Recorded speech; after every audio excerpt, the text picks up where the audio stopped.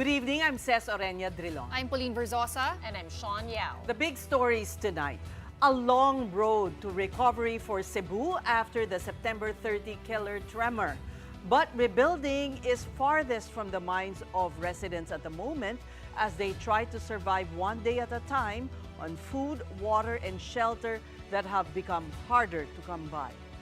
And while people down south reel from a quake's aftermath, those up north endure the wrath of Paulo, with Aurora and Isabela bearing the brunt of the typhoon. And the Senate is looking at blockchain technology to modernize accountability in the national budget. Later, Donald Lim, who is chief of the Blockchain Council of the Philippines, will walk us through the new technology that could pave the way for transparency.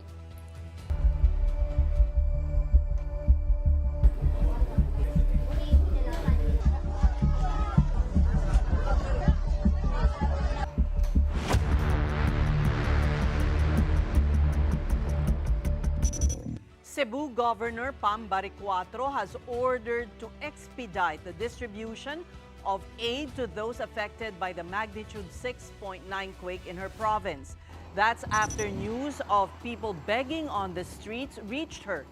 And not just in the so-called Ground Zero in Bogo City, which was hardest hit by the deadly tremor. Instructions ko sa kanila, dispatch right away. Hindi kami magigpit as far as relief operations is concerned. No? If you can see, ang dami-dami na. One of the towns in need of immediate help is Medellin, located in northern Cebu. And here to give us updates is News 5 correspondent Mon Gualvez. Mon, kamusta ang sitwasyon dyan at gaano bang kagrabe ang naging pinsala?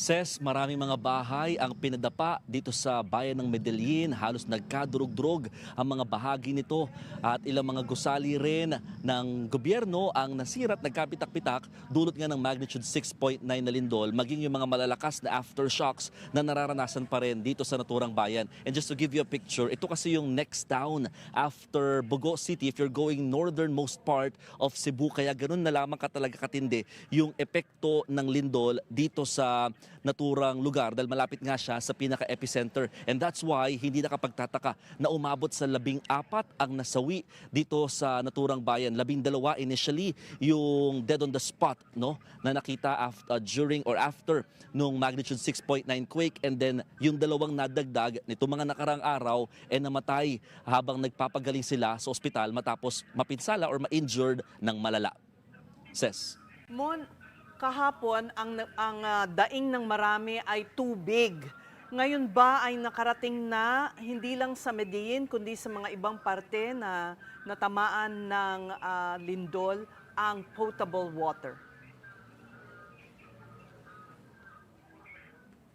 Yes, Ses. Actually, marami tayong nakita ng mga nagdo-donate ng mga bottled water para nga yung pang-inom nila, no, yung drinking water din kahit papaano sa mga residente. Ang kagandahan naman ngayon, dahil nag-uunti-unti na bumabalik kahit papaano yung supply ng kuryente dito sa northern part ng Cebu, bumabalik na rin yung supply ng tubig, yung lumalabas mismo naman sa kanila mga gripo para maging maayos yung health-wise, no, at yung sanitary-wise rather ng mga residenteng naapektuhan ng lindol. At yung utos nga ni Governor Pam Baricuatro, kailangan ma-dispatch kaagad lahat ng mga relief na natatanggap sa kanila, o natatanggap nila, mapadidiretso man yan sa LGU o sa barangay, dapat daw hindi na siya iniipon for uniformity, kahit magkakaiba daw yung ibinigay na brand o anumang klaseng pagkain o inumin, sana daw ma-dispatch at mapakinabangan na kaagad ng mga apektadong residente. Meron pa rin kasi, no, na mga nag-i-stay sa kalsada, at ito yung mga talagang medyo na natatagalan makarating sa kanila yung mga relief, no. Una kasi yung mas malapit, no, at bago makarating doon sa mga areas na yan, talagang it will take hours, no. Kaya may iba siguro di talaga masisi kung bakit namamalimos pa rin sa kalsada. At kanina nga nakita natin, no, si Senator Bongo huminto siya sa mga namamalimos din sa kalsada para magpaabot ng tulong sa mga residente. At sinabi nga niya talaga dapat daw magawa na yung magkaroon ng Department of Disaster Resilience sa bansa. Ses. Mon, isang nag-viral, no? One of the most compelling pictures to come out from Medellin is yung mga natutulog na nakataklob ng mga supot. Nahanap mo ba sila? Nakausap mo ba sila? At kamusta na ang kanilang mga kalagayan ngayon?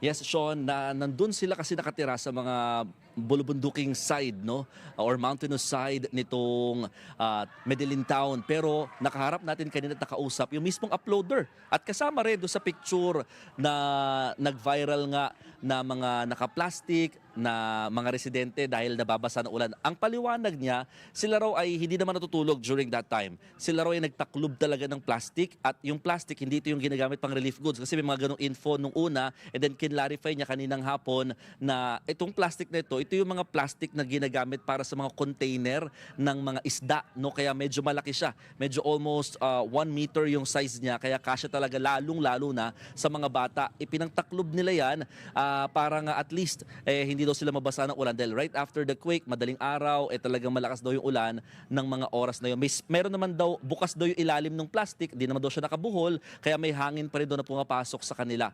At kinlarify din ng Medellin LGU yung nangyaring insidente. Ang sabi nila, aminado naman ang kanilang side na nagkulang sila sa mga tent. Ang problema kasi, lahat ng mga available nila ng mga modular tents and other tents sa LGU, ibinigay muna nila sa ospital sa may Bugos City dahil nga inilabas yung mga residente, yung mga pasyente doon nung kasagsagan ng malakas na lindol, no? So wala na silang nagamit para sa kanilang sariling residente para maipantulong daw doon sa mga nasa ospital. Narito ang bahagi ng pahayag ng alkalde ng bayan. Wala na yon, wala na yon. Parang ginawang katuwaan na yata ng mga bata yan. Kasi sabi niya, may dala akong plastic, isuot niyan kasi ulan.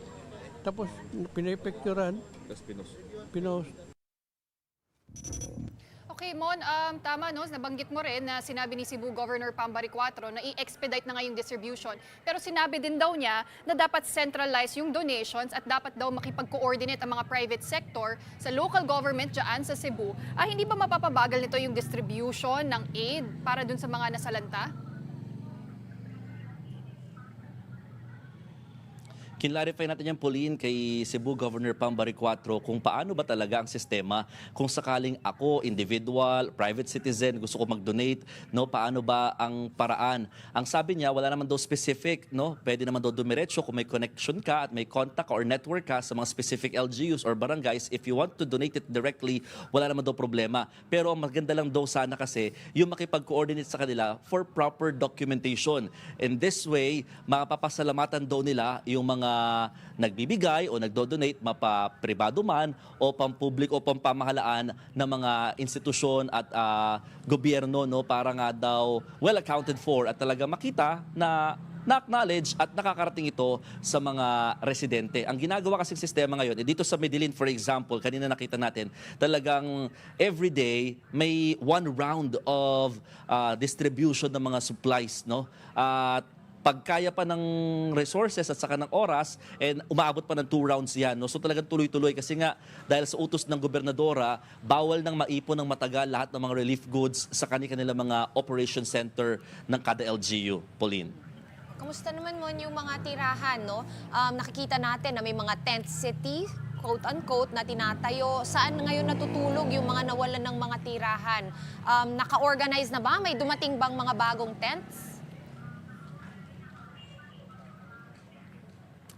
Marami pa rin sa mga residente, Sean, ayaw pa rin manatili sa loob ng kanilang mga bahay. Lalo kapag ganitong oras na ng gabi sa takot nga ng mga aftershocks. Lalo kaninang umaga, umabot nga ng magnitude 5.1 earthquake, no? Yung naramdaman nila, malakas-lakas yun. Kaya natakot na naman sila at nag-stay pa rin sa labas ng kanilang mga bahay. Yung iba na mga nagsilikas talaga, malayo-layo sa kanilang bahay, yung mga nagstay sa operation center, awa ng Diyos, hindi lamang modular tents at mga pang-camping tents na available ngayon sa kanila dahil may mga nagdo-donate na. Yung mga tent na may mga bakal on the corners na mas matataas na kahit papano, kaya covered na sila eventually kung sakaling bumuhos man ng ulan o sa sobrang init. At ito yung current situation ng mga residente tuwing gabi. Ang kagandahan nga lang, unti-unti na bumabalik na yung supply ng kuryente, kaya kahit papano mas nag-normalize naman na yung situation nila on the ground. Kamusta naman, Mon, ang Daan Bantayan? Nakarating ka rin doon at ang isang napinsala ay ang may higit 100 taon ng simbahan. Tama ka dyan, Ses. Nako, dahil sa aftershock kanina na umabot ng magnitude 5.1, nadagdagan din yung mga nasirang part nitong Archdiocesan Shrine of Santa Rosa de Lima dyan sa Daan Bantayan, Cebu. May mga parts ito na bumagsak na naman na mga bato galing sa harapang bahagi na pader ng naturang century-old church, no? At ang problema ngayon, kahit kinordonan na itong pinakasimbahan na yung sa mga guho, may mga ilang pa rin daw na pasaway. Hindi naman daw nila mga parishioners, pero may ilang mga pasaway na sumusungkit ng bato. Bawal ho yun dahil nga ito ho ay kailangan nilang i-restore para maibalik yung dating itsura ng simbahan. Pakinggan natin yung pahayag ng parish priest ng naturang simbahan. There are some, not our parishioner from other place, they ask for stone for souvenir. Bawal po, bawal po. Kasi it will use for restoration. And we don't allow anyone or even one lang. Kay it will become proceeding siguro. Okay, Mon, kamusta naman yung lagay ng panahon dyan sa Cebu, ano? Dito kasi sa northern part ng Luzon, may banta itong si Paulo. Pero dyan, alam naman natin, marami tayong mga kababayan na sa mga temporary shelters. So how are they? And, maganda pa rin ba ang lagay ng panahon dyan?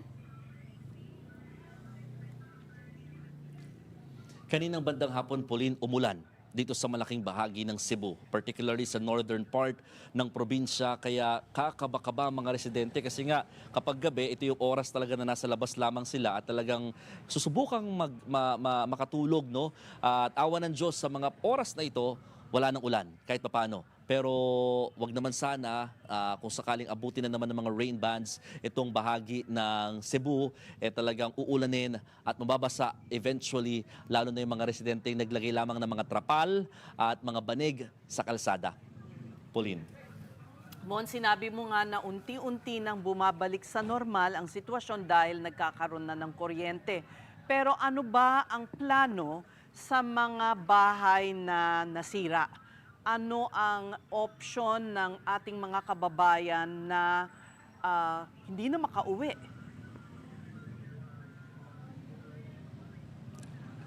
Tama ka dyan, Ses. Actually, tinanong natin yan mismo kay Cebu Governor Pam Baricuatro kasi nga, how are they going to address these concerns, yung mga may partially damaged and totally damaged houses? Ang sabi niya, initially, right now, talaga nakatutok pa sila sa relief, no? Sa mga residente na nakangailangan ng kagyat na tulong, lalo yung mga nananatili nga sa kalsada at sa mga operation centers habang nakakaranas pa ng mga pagyanig dulot ng mga aftershocks. Pero nakaantabay na rin daw at nakasusunod na rin daw na gagawin nila is yung financial assistance para sa mga residente na naapektuhan at nasira, no, yung kanilang mga tirahan. Isa rin daw ito sa hiniling niya sa Pangulo para nga makatulong yung national government in terms of financial aid to the affected residents. Kaya bukod sa mga pagkain, tubig at saka banig o mahihigaan, mukhang kailangan din talaga ng mga residente rito ang mga gamit pampagawa ng bahay para at least sila ay totally makabangon muli sa nararamdamang hirap dito. At isa rin sa magandang balita, ang Alagang Kapatid Foundation nakatakda na rin pumunta rito sa Cebu. No? Actually, nauna na yung ilang mga team members ng Alagang Kapatid Foundation, pero galing na din kasi iba sa Masbate at iba pa mga nasalantaring bahagi ng bansa. Ses. Mon, naranasan mo ba yung aftershock na 5.1 na medyo malakas-lakas? Ano ang ilarawan mo sa amin kung paano ito naka-apekto sa'yo habang nag-cover? Malakas siya, Ses. Actually, nagulat kami. No? Bagamat hindi siya matagal, sandali lang, siguro mga very few seconds, pero alam mo yung uga niya, hindi kaya iduduyan eh. Yuyug-yugin ka niya. Ganito yung pakiramdam ng lindol na naramdaman namin kanina na magnitude 5.1. So imagine if that kind of earthquake was felt na mas mahaba-haba, talagang hindi nakapagtataka kung bakit naguho or nasira kahit yung mga matitibay na mga gusali na pinaniniwalaan natin. Ses. Okay, ingat kayo dyan. Maraming salamat sa iyong ulat. News 5's Mon Galvez. And now over to Bogo City, which bore the brunt of the quake. Retrieval operations have now stopped. Mobile journalist Arles de los Santos reports to us live. Arles, kailan ba tinigil itong retrieval operations? Ses, kagabi pa lamang ay itinigil na itong search and retrieval operation ng Office of the Civil Defense dahil ayon sa kanila ay na-account na ang lahat ng mga residente na naiulat na nawawala at wala na rin silang pinaniniwalaan ng mga individual na nananatili, na naipit o nadaganan ng mga infrastruktura na bumigay. At ngayon, ang kanilang focus nga daw ay relief, early recovery at rehabilitation activities na nakikita naman natin na nangyayari sa Bogo City mula kaninang umaga hanggang gabi na ating tinutukan doon. Go ahead. Go ahead. Arles, napansin ko lang kasi kagabi napakadilim pa nung background mo nung nandiyan ka sa Bugo. Pero ngayon parang may ilaw na. Can you confirm na bumabalik na slowly ang utilities, tubig, ilaw? Ngayon ay Sean ay actually medyo gumalaw tayo etong Bugo ay katabi ay nitong Daang Bantayan kung saan hinahanap natin kasi yung mga sinkhole na naglulutangan. Marami-rami na kasi ang mga naiulat na nagkakaroon dito at talagang hindi biro ito dahil meron tayong mga nakita na mga kasing lapad ng isang tao kasing haba mga 1 metro ang luwag nito at yung lalim nito ay medyo malalim-lalim din kaya hinahanap natin ang mga yan. Pero kanina din ay sinilip natin yung Bogo City nung mga paggabi na rin. So far, merong ilang mga bahagi doon na partially meron na silang mga kuryente at nagkakaroon na ng pagkakataon yung mga residente na mag-charge ng mga telepono sa kanilang mga bahay. Pero katulad nung parke na pinuntahan natin at pinukusan natin kahapon, marami pa rin mga residente ang nananatili doon at nag-charge ng kanilang mga telepono para makipag-ugnayan sa kanilang mga kapamilya na nasa malalayong lugar. Meron pa dito nakikita tayo kanina ng mga residente na talagang di magkanda humagdo sa kanilang pagpapaypay dahil bukod sa mainit na panahon, marami rin sa mga senior citizen na ating mga kababayan dito ang nangangamba para sa kanilang kalusugan dahil bagaman umulan nitong mga pasado tanghali ay grabe naman ang naging tirik ng araw noong umaga kanina rito. Arles, kamusta naman yung distribution ngayon ng aid dyan sa Bogo? The past few days, nakita nga natin, mga namamalimos sa daan. Hanggang today ba ganun yung sitwasyon? And I understand there's a 60-day price freeze dyan sa Cebu. So maayos ba na nai-implement yon? Actually, Polino, aminado si Bogo City Mayor Maria Shelo Martinez na talagang nahaharap sa isang malaking pagsubok ang kanilang lokal na pamahalaan kung paano nga raw ba nila mas mapapabilis ang pagdadala ng mga relief goods sa ating mga kababayan. Kagaya noong kahapon na nandun tayo sa isa sa mga simbahan na naapektuhan din nitong malakas na lindol. Dumating yung DSWD ilang araw na matapos ang lindol, mga 2 araw na. So yung mga residente, kanya-kanya talaga sila na diskarte kung paano makatatawid sa kanilang pang-araw-araw. Pero ayon naman nga dito kay Mayor Martinez ay tuloy-tuloy lang kanilang preparasyon at nakita natin ang post ng Cebu Provincial Government ay talagang round the clock. Magsasagawa sila ng mga relief repacking at kasama na sa kanilang mga individual na kinalabit at tinap para tumulong ay yung mga ilan sa mga empleyado ng kanilang local government unit. Bukos naman sila of course sa mga donasyon na ibinibigay pero kasi kagaya kanina nang itinaas ang truck ban dito sa Bogo City ay medyo maraming mga truck at mga private vehicles ang nagsidating kaya naman nagkaroon ng trapiko. So nakikita natin na bukas naman ang local government dito sa mga nagmamabuting loob. Pero kasi nagkukos ito ng traffic at kasama sa mga nababarahan dito sa mga kalsada ay yung mga relief operation trucks na ginagamit para makapunta doon sa 14 na mga cities and municipalities ng 106 barangays na apektado dito sa Central Visayas ng magnitude 6.9 na lindol. Ngayong paggabi na at malapit na matulog ang ating mga kababayan dyan, nag-improve na ba yung mga tent na nakalagay dyan para sa mga taong hindi makauwi? Mula kagabi at ngayon, bagaman nabawasan na yung mga tao na natutulog sa labas pero it is still the very same situation.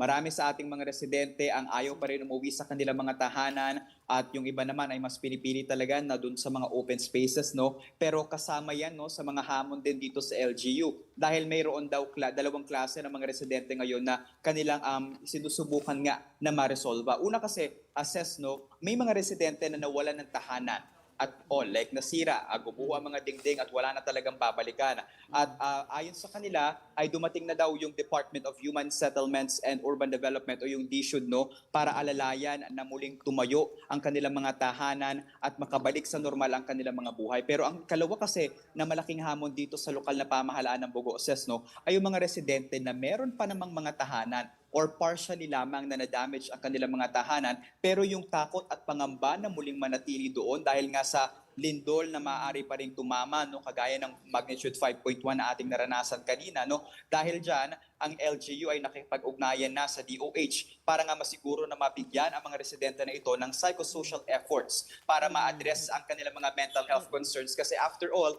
this is a disaster at maaaring magkaroon ng mga residente na ito ng PTSD at maaaring hindi man na magkaroon ng malalakas na mga lindol o aftershock pero yung pangamba sa kanilang kaligtasan at sa pang-araw-araw na buhay ay nananatili pa rin.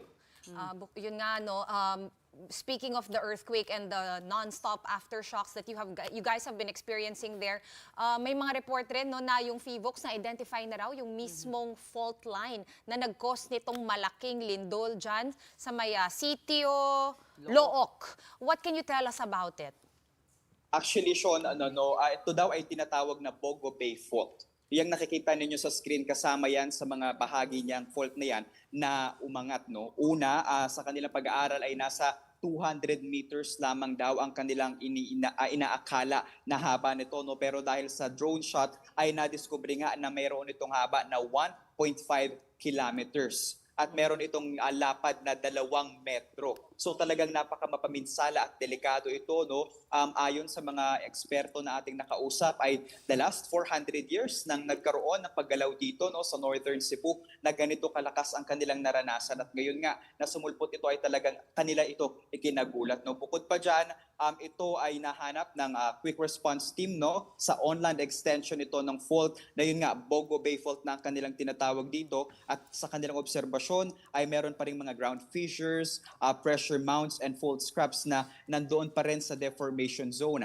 Ayon sa PHIVOLCS at sa iba pa nating mga kasama dito ay patuloy nilang sisilipin at pag-aaralan kung ano nga bang aktibidad nito dahil napakalaki ng sukat nito, no, at talagang maaari na kung magkaroon man ng paparating na mga lindol ay maaaring gumalaw ito ulit dahil meron pa dito na ilang mga seismic activities, no, na maaaring mangyari. Kung matatandaan nyo, Sean, Ces at Polino, mula 1885 hanggang 2013 ay mayroong 8 lindol na naitala, no, at umaabot yan mula magnitude 4 hanggang 7.2 kung hindi tayo nagkakamali. At marami sa mga infrastruktura na yan, kasama ang mga establishmento sa Cebu ang nasira. So isipin nyo na lang, kung mas malakas ang maging lindol na mangyari, baka mas malala pa ang kahinatnan ng mga probinsya at munisipalidad dito sa Cebu. Arles, dapat ituring na yung hazard zone, yung area na yan kung saan yung fault. But at the same time, ano bang sabi ng PHIVOLCS tungkol sa sinkhole? Kasi yan, nakita rin yan ng nangyari sa Bangkok. Noong 1990, nung sa Baguio, yung sa Dagupan, nakita ang maraming parang liquefaction. Ano bang paliwanag nila?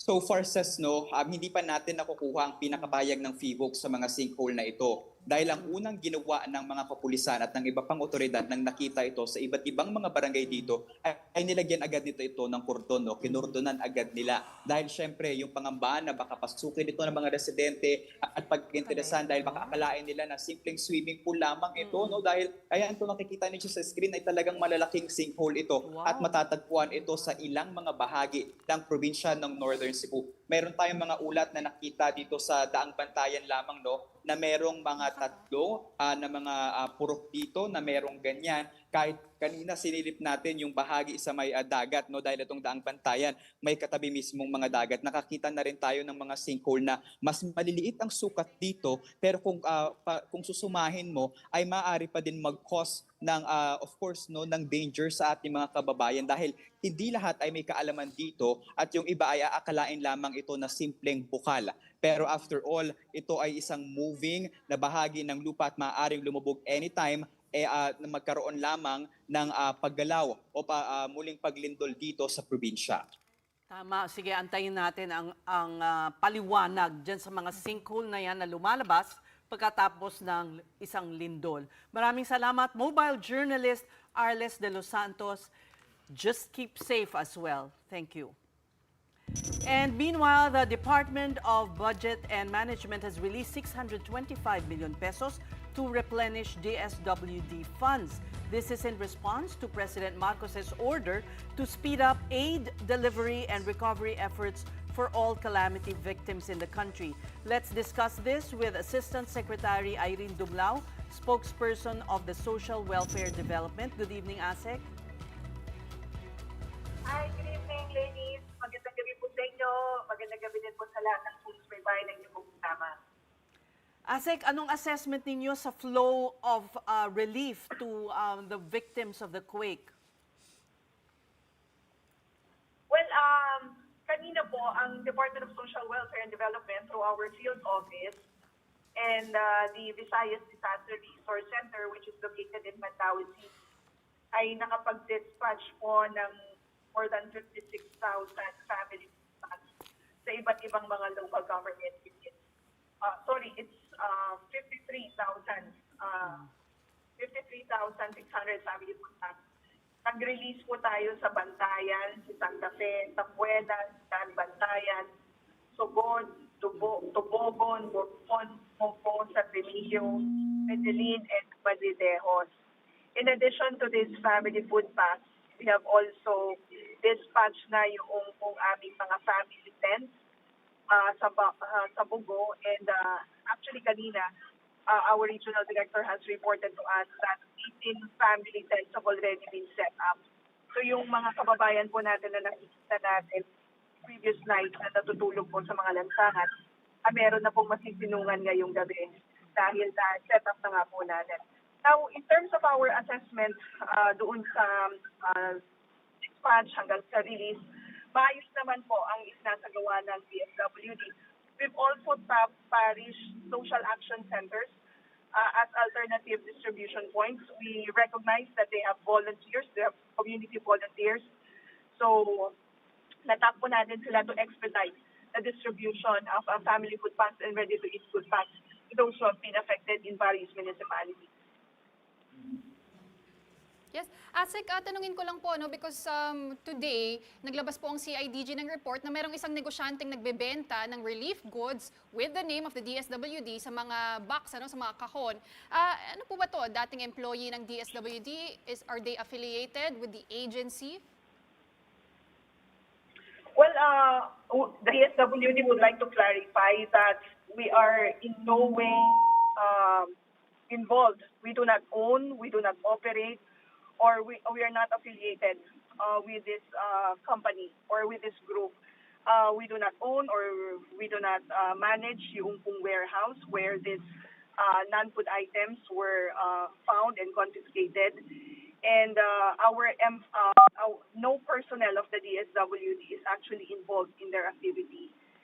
We would like to point out that we strongly condemn yung unauthorized use ng logo po ng DSWD that's registered with the Intellectual Property Office.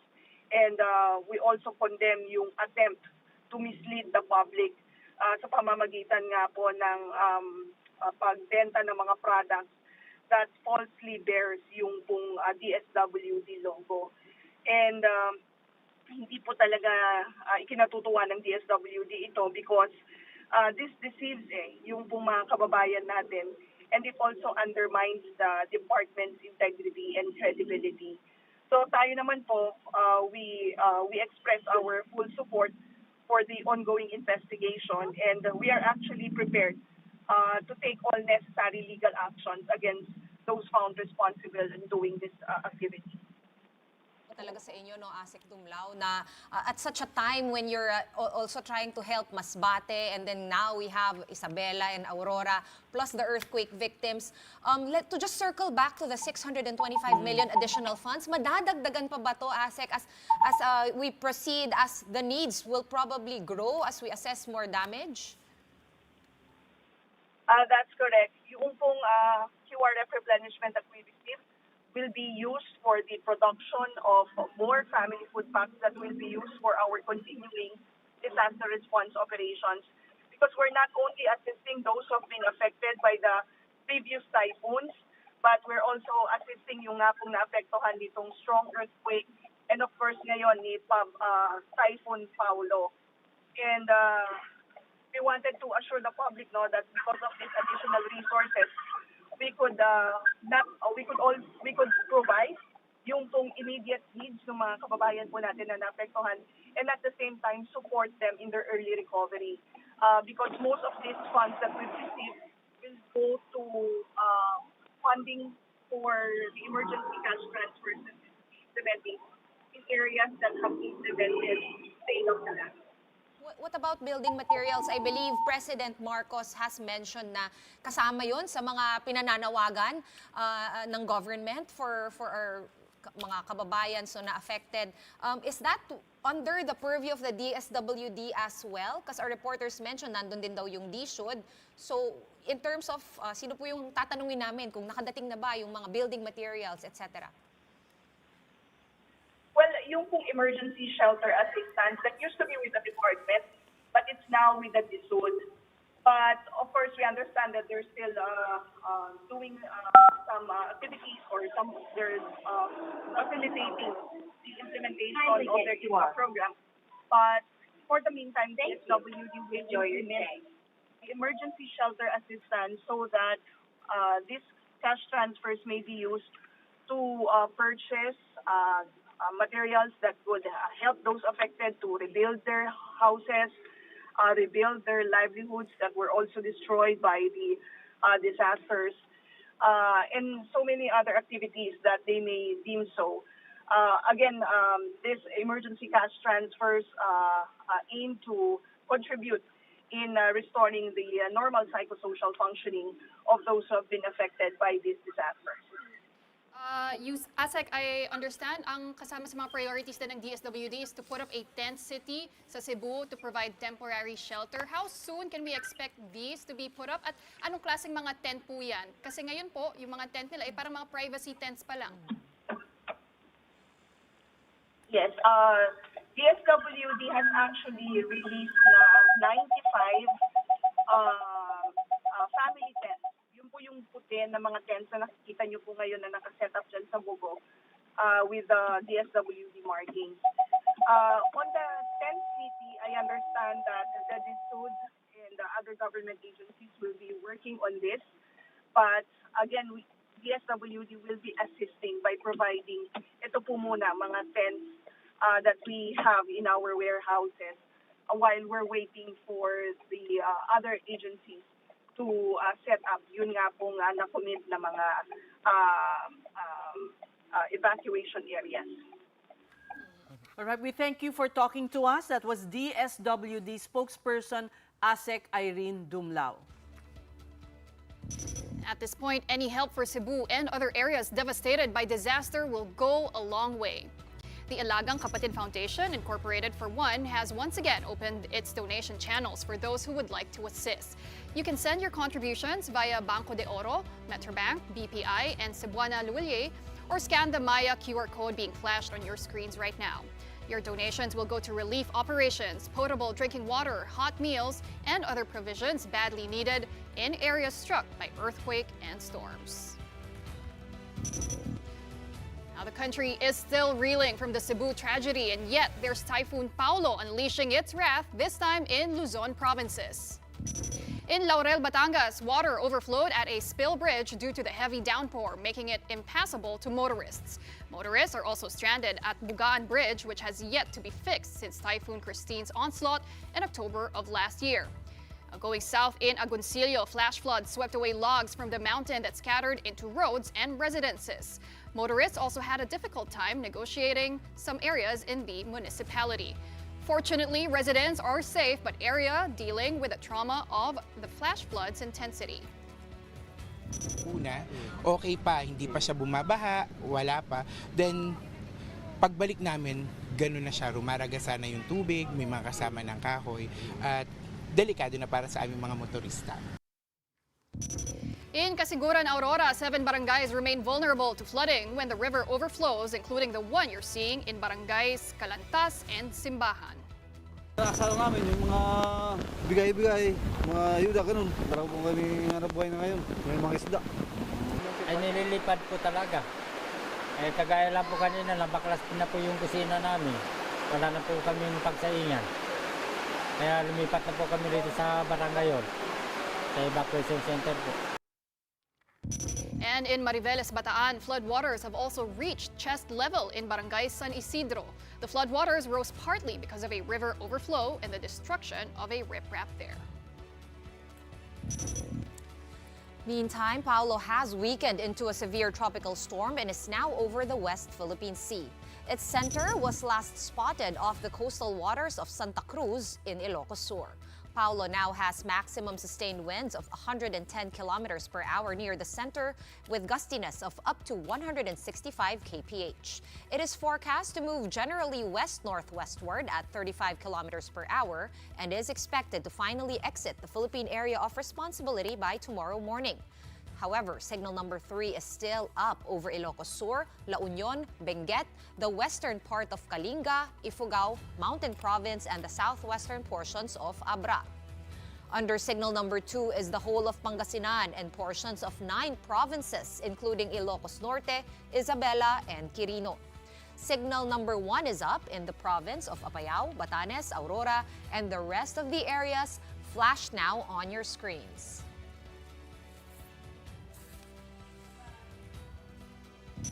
We're just going to take a quick break, but coming up, Malacanang reveals that Baguio City Mayor Benjamin Magalong was offered a bigger role in the Independent Commission for Infrastructure.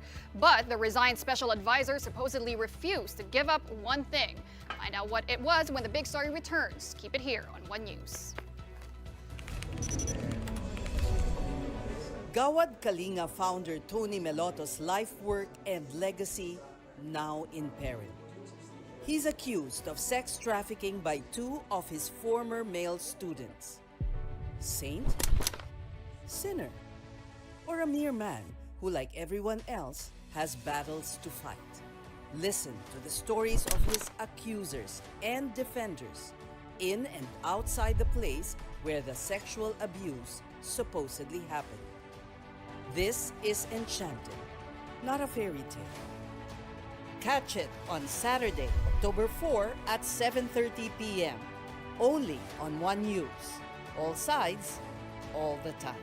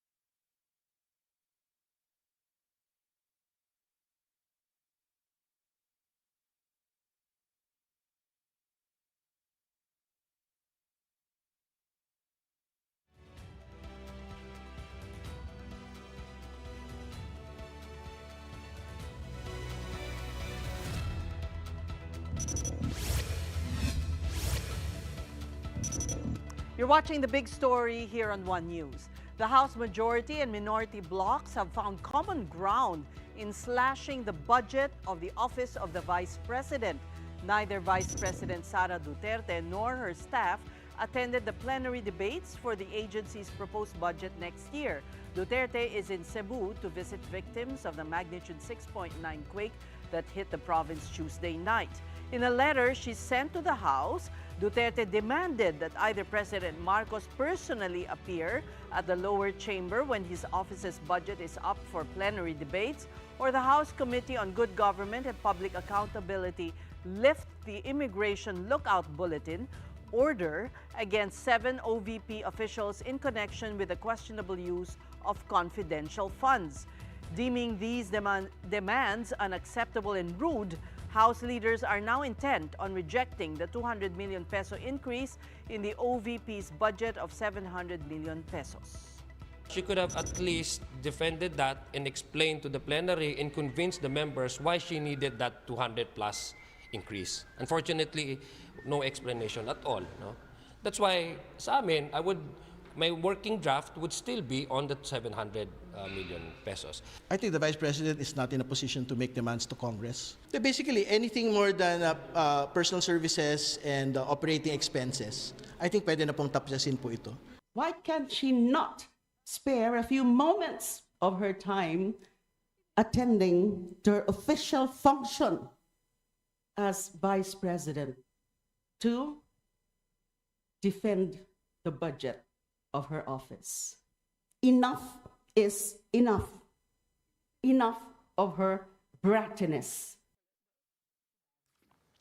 Meantime, Palace Press Officer Claire Castro says she did not insinuate that resigned ICI Special Advisor Benjamin Magalong is corrupt.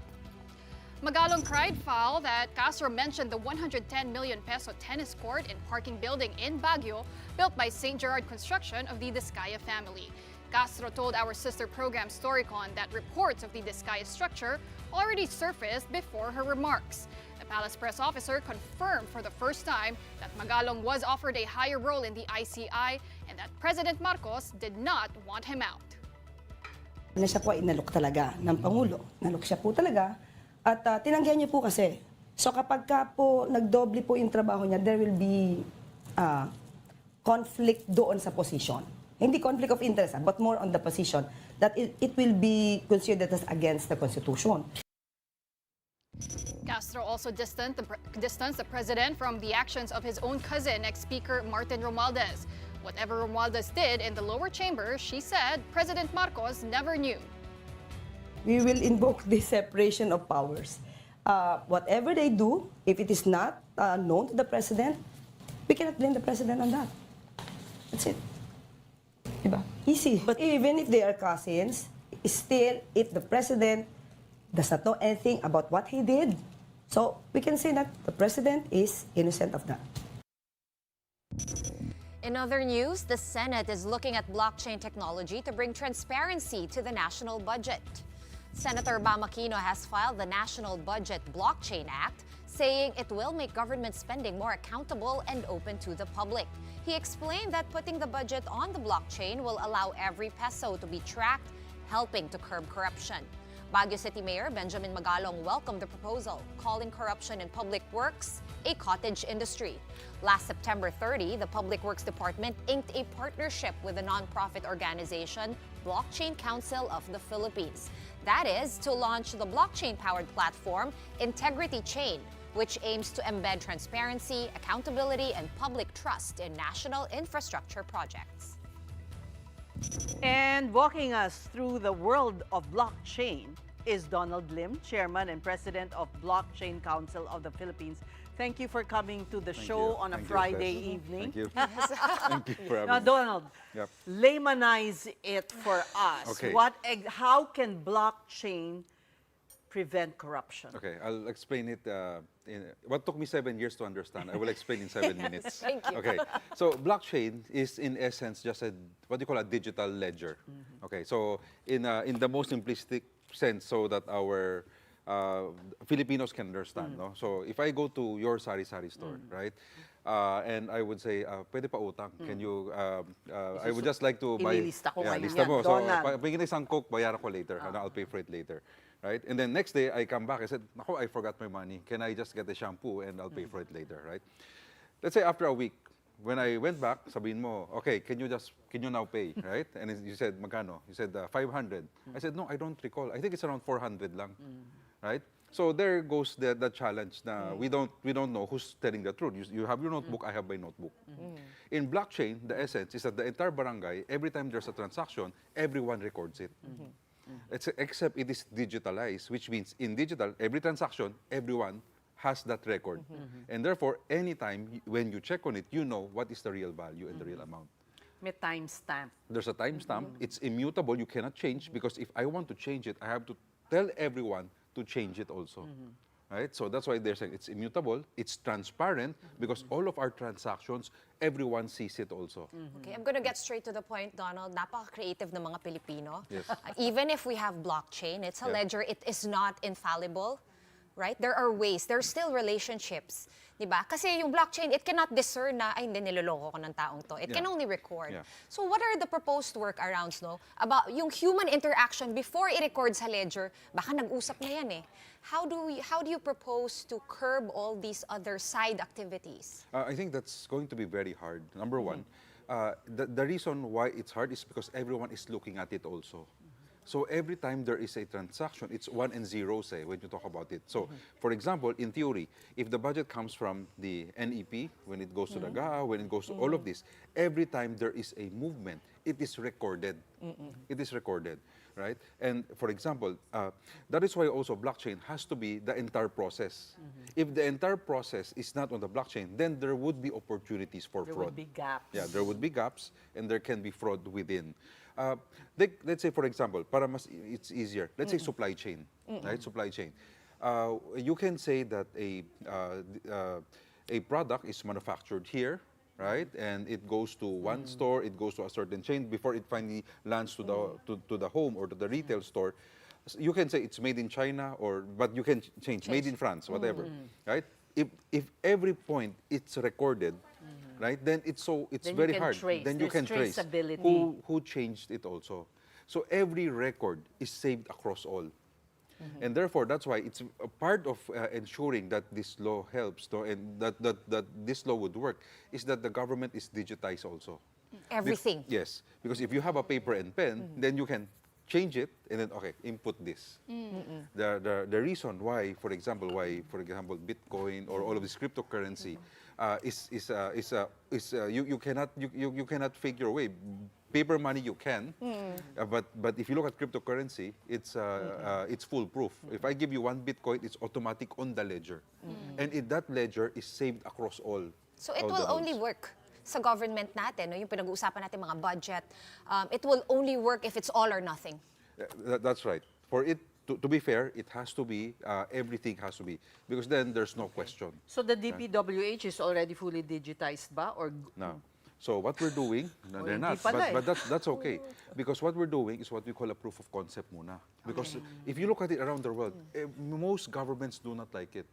Right? So with the DPWH, when I talk to Secretary Vince, he says, let's try, right? Number one, let's try.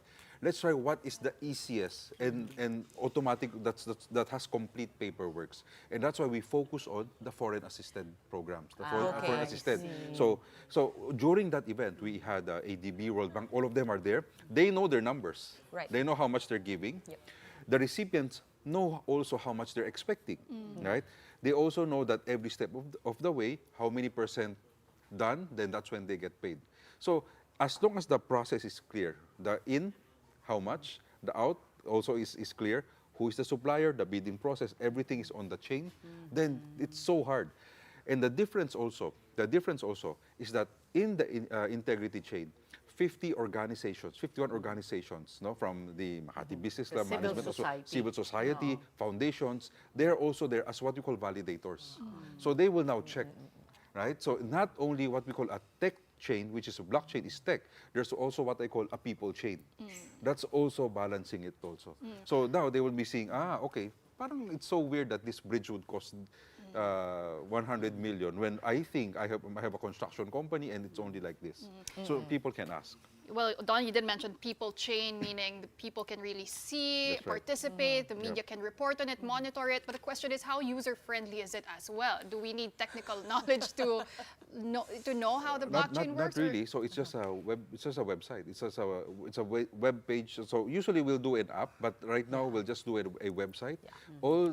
Because the people chain, I don't want it also when we do a proof of concept that every Filipino can check on it.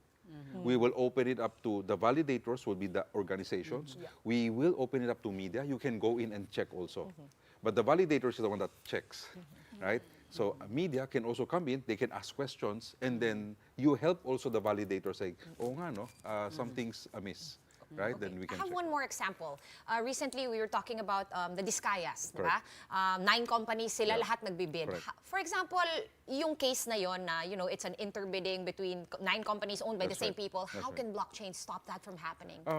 Okay, blockchain can't, right? can't. From a tech perspective, if they are all recognized, that they're all recognized by the system, that they're valid. Correct. Right? That's why the people chain comes in and anyone can now say, wait a minute, I know that, I know that, I know that. I have a Or question. parang the bids are too close. Can't the blockchain do that? they- It's just a recording. They can. So using AI, you can actually you can flag them already, right? So now that this happened once, we make sure it will not happen again. So now you can flag like any 2, any 3, any 4, any 5 cannot be part of. So you can use AI with your blockchain to make it like smarter and train it to identify. Using historic data, right? Like now, you can actually record now on the blockchain using AI. This cannot, all of these companies cannot be there. Or any 2, any 3, any 4, or any 5. Nasabay sila. And you said in your column that this is a historic feat that no government has in yet the world. done Yes, this. yes, they haven't. Ayan na naman tayo eh. First in the world sa ganito, tapos first in the world rin sa corruption. Ano ba yan? Yes, diba? and that's why I think it's very relevant. Because the corruption is so massive. I think maybe this is a good awakening call. If you look at it, no, sabi ko nga, you need political will to execute this. And that's why for us in the private sector, we had that idea of having a blockchain there. But we can say, oh, blockchain is available. It's been there since 2017. But no agency would say, oh, I want to put it there. That's why we said, no, when Secretary, we said game, we said, okay, let's do it. And let's give it the highest chance to succeed. Let's use the FAB, the Foreign Assisted Projects. Okay. Let's put it there already. Let's do that trial. And once it's good, then we start expanding towards the entire DPWH budget slowly. But the bids committee can also do that eventually. Yes, exactly. So it's not digitized pa pala. It's not. Kaya nang nangyari yung mga shenanigans na Yes, ganyan. yes. What about procurement, which is another thing, like even with Farmally before, yun eh, no? Yeah. And they were actually let go because they weren't able to prove categorically. Blockchain calls it what we call a zero trust. Zero trust. Humans, you can trust or not trust. Technology, zero trust, which means it's 1 or 0. It's 1 or 0, yes or no, right? So if you feed technically 3 bids into a machine, the AI will just say, eto ang winner. No humans will come and say, I will open, I will say, let's analyze, this is the tech specs, this is the pricing, let's validate, and all of that. As long as you feed the criteria into the system, technically, they would know who's the real winner already. Okay, pero kung basura naman rin ang i-feed mo, yun na. Yun So, din, no? Yun yung It's danger. reliant on the departments, di ba? Kasi hindi pa sila digitized. Yes, yes. So all the more, you need every government. That's why what we're telling Senator Bam is that digitization is very important. We cannot digitize the entire country immediately, all the agencies. We have to start with POCs. Once one goes in, everyone can go in, no, and learn from it already. Is this also tamper-proof and foolproof to hacking? Yes, it's tamper-proof because when you save it in multiple computers in a way, what we call multiple nodes. So if you have every government agency, if they have a computer, right, it will already be, how can you change anything? Change everything, right? If someone tries, di ba, everyone will see kung sino yung And you will nag-try. see, sino ang pumasok, sino ang nag-attempt. But will this eliminate corruption or somewhat Just temper it? reduce I- it? Or you know, because you said yesterday in the Senate committee hearing, your final word to Senator Bam Aquino was, blockchain has to be done right. Yeah. So there's still Blockchain that done right. component. Yes, because corruption is a person problem, it's a people problem, not a tech. The tech, for me, this tech has the highest chance because now it's decentralized, it's transparent, and it's immutable. There's no tech like that.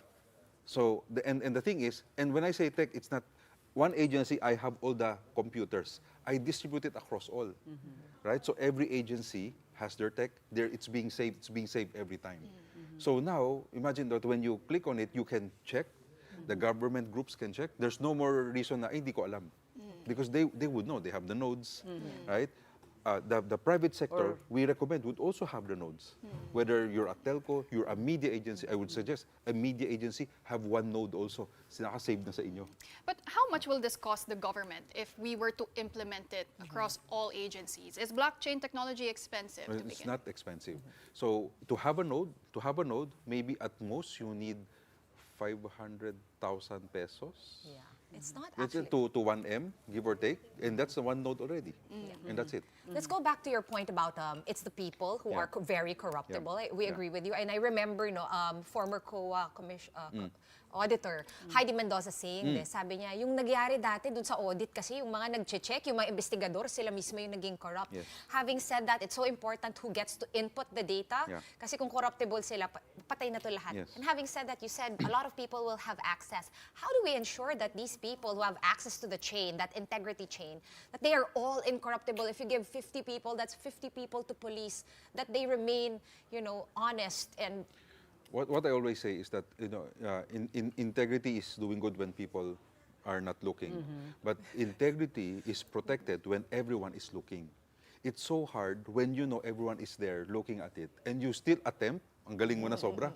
At ang tapang mo na. Right now kasi you did that because you know everyone is not looking. That's why gumanon ka eh. You found what is called a blind path na walang nakaharap ka ng butas. Right? Ngayon walang butas. Dito walang butas. Any action that will get money is stamped. So and saved again, right? To all the nodes.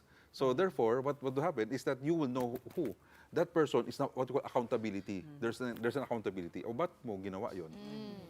And who gets to pick who these people with access are? We have systems in place, even government. Like even sa atin, very decentralized. Like DPWH, Secretary Vince is saying, decentralized. May kanyang fifth dams lahat yan eh. Kaya nga nangyari yun. They sign. So now, once they sign, the people will also check, pinirmahan. Okay, so 25% done na pala, 50% done.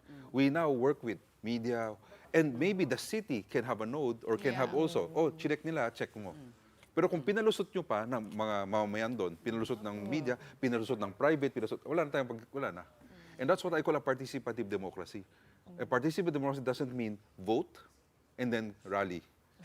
Right? When you want to when you have to participate, you have to really say your piece. You have to check. Bantayan mo. The true essence of democracy. Yes. Yeah, okay.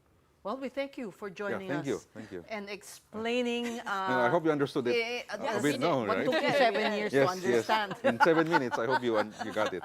That was Donald Lim, Chairman and President of the Blockchain Council of the Philippines.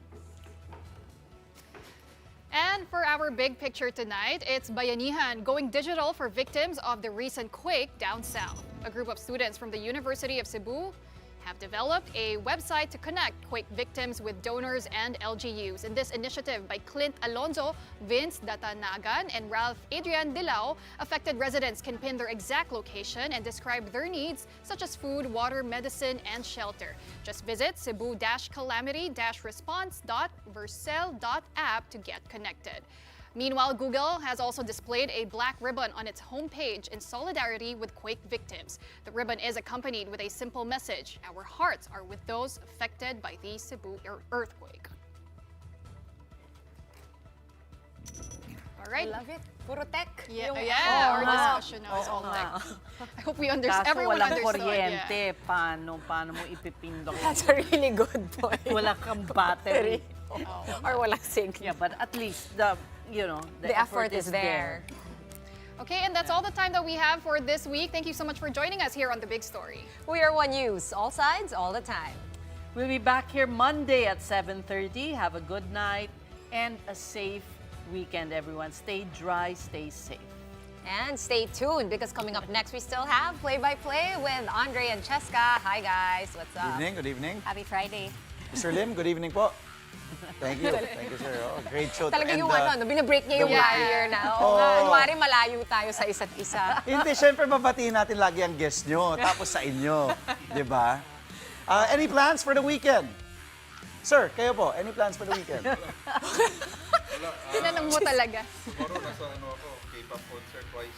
Oh, wow! Hindi pa ba yan plano? Ako sa Intramuros may arts event. Oo, totoo.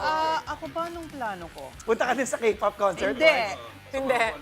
Sa bahay lang, kailangan ko I have Declutter. to declutter.